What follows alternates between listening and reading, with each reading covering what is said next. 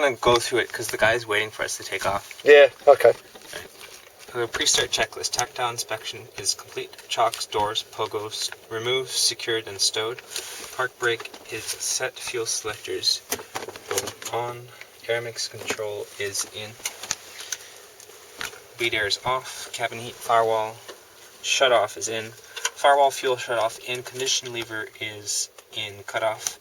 Propel lever full forward. Emergency power lever normal. Interceptor, bypass, beacon, nav light are on.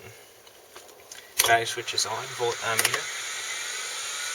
24 volts minimum. Boost pump is on. Engine propeller area is clear. Clear right. Engine start.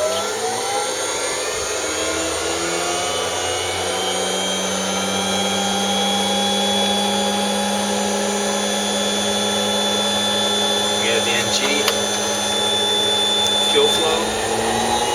PSI rising, NG rising, IGT.